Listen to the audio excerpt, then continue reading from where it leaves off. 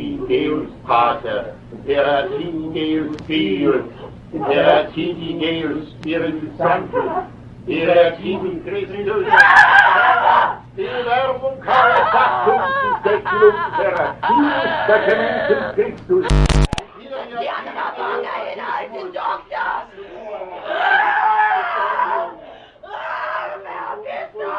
I'm running out of tape. What? Hurry up! Change it quickly!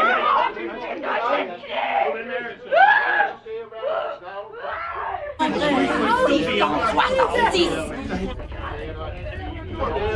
666. Je suis la bête qui monte la mer. Ah, regarde-les marcher.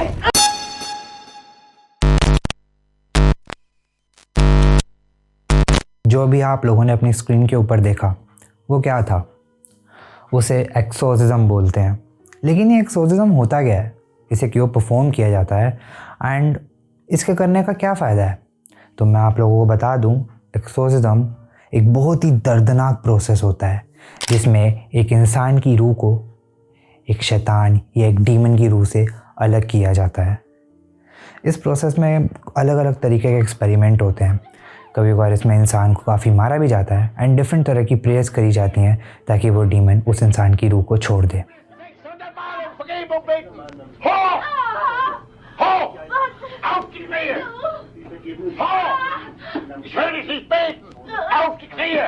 तो आज हम बात करने वाले हैं एनालीज Michel के बारे में। एनालीज एक स्ट्रिक्ट कैथोलिक फैमिली से बिलोंग करती है जहाँ पे उसको बचपन से यही सिखाया गया है हमें चर्च जाना चाहिए। इफ़ गॉड प्रेजेंट है तो इस दुनिया में डेविल एंड डीमंस की भी प्रेजेंस अवेलेबल है।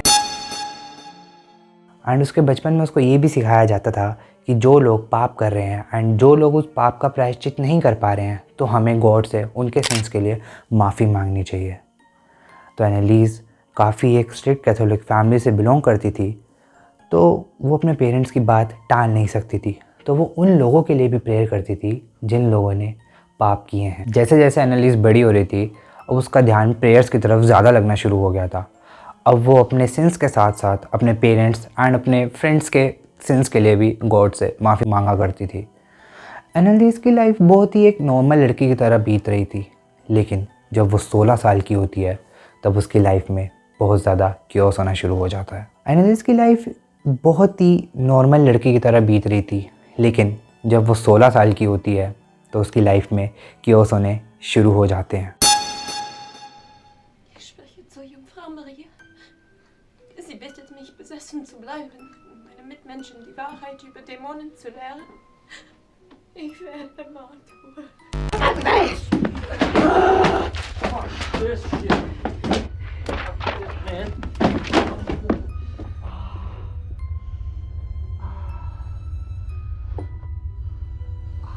एनालीज के बिहेवियर में काफ़ी चेंजेस आने शुरू हो जाते हैं।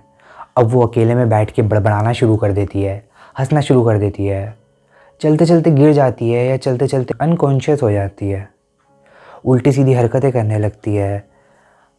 तो ये सब देखते हुए उसके पेरेंट्स मेडिकल हेल्प लेने की सोचते हैं। जब डॉक्टर ने एनालीज को अच्छे से एग्ज़ामिन किया तब डॉक्टर ने एनालीज की फैमिली को ये बताया कि एनालीज टेम्पोरल लोब इलिप्सी से पीड़ित है।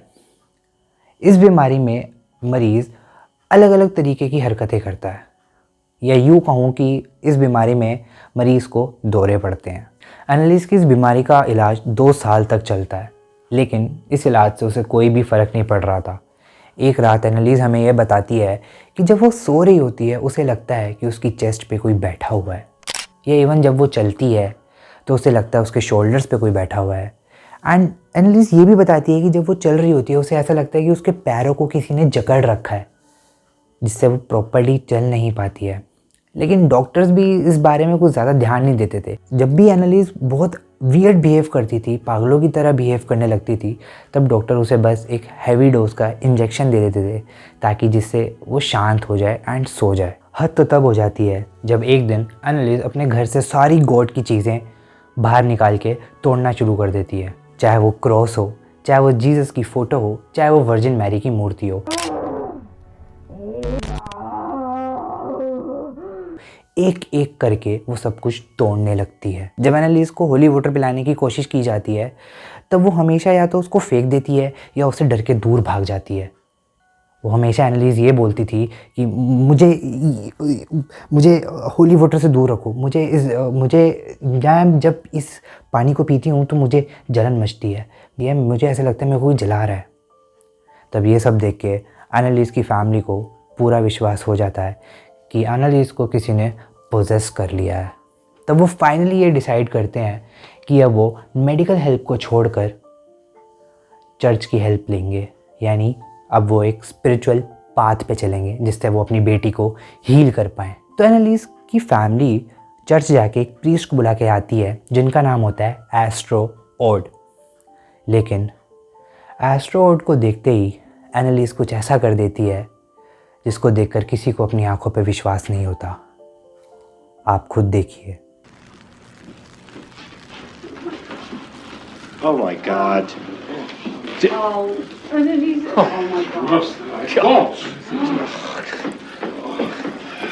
Let me examine her. Awful, as if she hasn't slept in years. Nobile Patris, Spiritus Filii Sancti, Amen.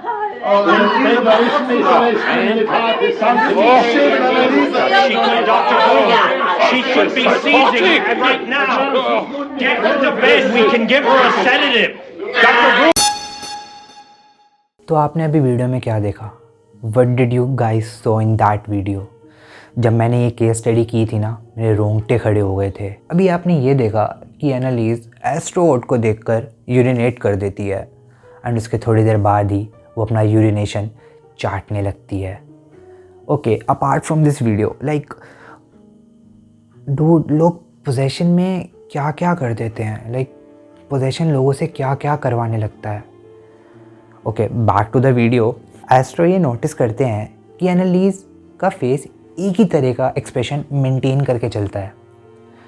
Astro उसकी पूरी बॉडी मूवमेंट को एग्जामिन करते हैं एंड ये बोलते हैं एंड ये कंफर्म करते हैं कि सच में एनालिस को किसी डेविल या किसी डीमन ने पोजेस कर लिया है।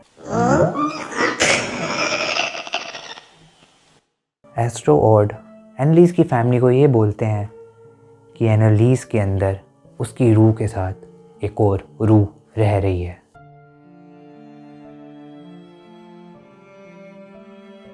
इसके तुरंत बाद ही एस्ट्रो चर्च से फादर वगैरह को बुला के लाते हैं एंड एनालिस का एक्सोर्सिज्म शुरू होता है।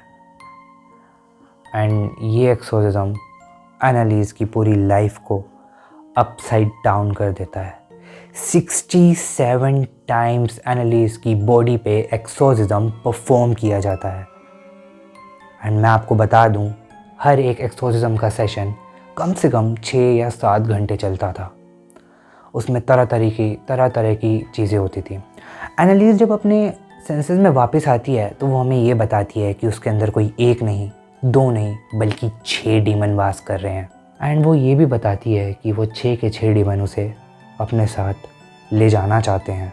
इस एक्सोर्सिज्म के प्रोसेस के दौरान उन लोगों ने ऑडियो टेप्स भी रिकॉर्ड करी थी जिसमें हम साफ साफ सुन सकते हैं कि कैसे एनालिस 6 अलग आवाज़ों में बात कर रही है। कभी वो इंग्लिश बोलती है, कभी वो लैटिन बोलती है, या कभी वो ऐसी भाषा में बात करती है जो कि इस दुनिया की है ही नहीं। आप खुद सुनिए उन आवाज़ों को।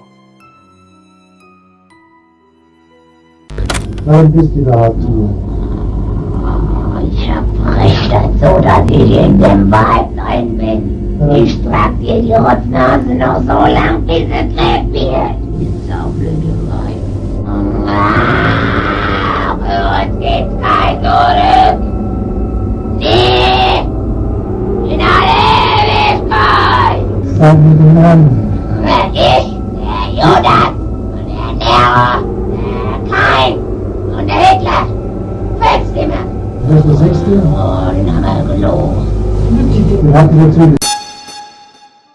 जो भी आपने ऑडियो टेप सुने, अगर आपने उन्हें ध्यान से सुना हो तो उसमें वो 6 डीमन अपने नाम भी बताते हैं।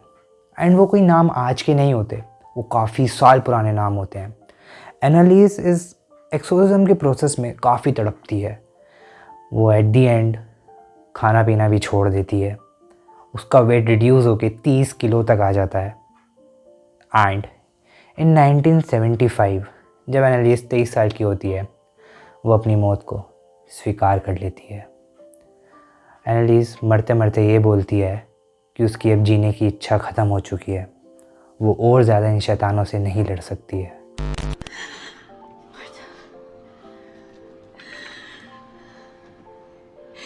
Ich habe Angst. Gegen Gott. आगे हम देख सकते हैं कि हमारे पास एनालिस के पेरेंट्स की एंड उन फादर की भी क्लिप्स हैं, जिसमें वो बता रहे हैं कि एनालिस ने उस एक्सोर्सिज्म के प्रोसेस में कितना ज़्यादा सफ़र किया एंड उन लोगों ने एक्सोर्सिज्म के प्रोसेस के थ्रू क्या क्या चीज़ें फेस की। एनालिस के अंदर जो डीमंस थे वो इतने ज़्यादा पावरफुल थे कि उन्होंने कभी उन फादर को एनालिस के ऊपर ढंग से एक्सोर्सिज्म परफॉर्म करने ही नहीं दिया। 67 टाइम्स उस लड़की के ऊपर एक्सोर्सिज्म परफॉर्म किया गया था, लेकिन एट दी एंड सब फेल हो जाता है। वो अपने जीने की इच्छा ही छोड़ देती है, वो अपनी मौत को स्वीकार कर लेती है। एट दी एंड आप लोग मुझे बताइए